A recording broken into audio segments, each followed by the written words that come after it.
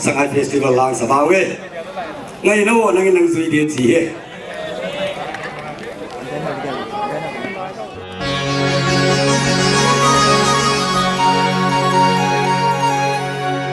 ngay no Hoy bangatay be hiang ai ba ho ta de ma bang babol ta din sangai festival ba mang vai hinki thoi bango o le ba kon vai mo le lai pe bang ba jil vai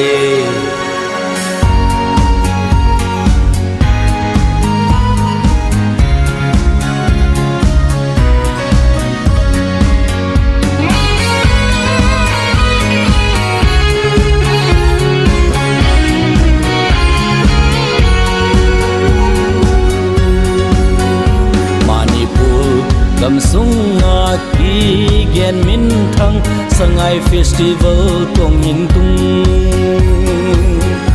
be hiang lang zon ding in ke pe tangi ngai no nang in nei zui de zui leng ngai do zo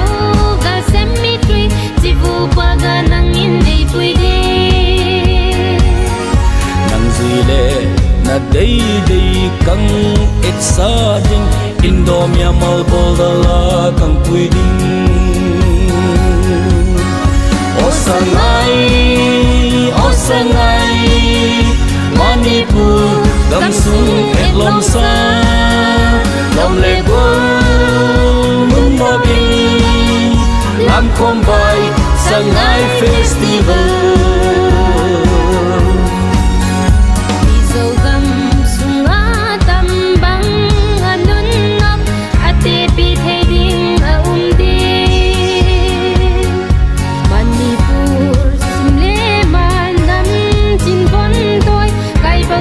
sangai festival tình pe un lom le gol lung kit go in ilam the dan in lam vai tunga lam lo tu lam lo ai hel na bangin ki zong hing lam ba o sangai Manipur gam sung et lom sa lom le gol nun na king lam khom vai sangai festival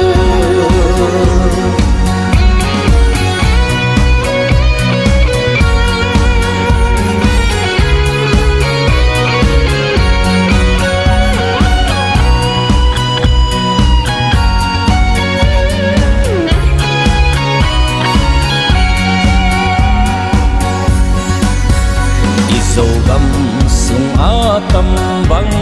anun nok ate pi thading a de Manipur simle mal nang chin bon toy kai bang gom na sangai festival in pe yun lom le gwal lung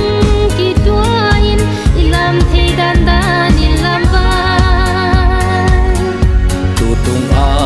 lam lâu chu lam lâu ai theo na bangin ki zong in lam bang o sangai Manipur gam sung et lom sa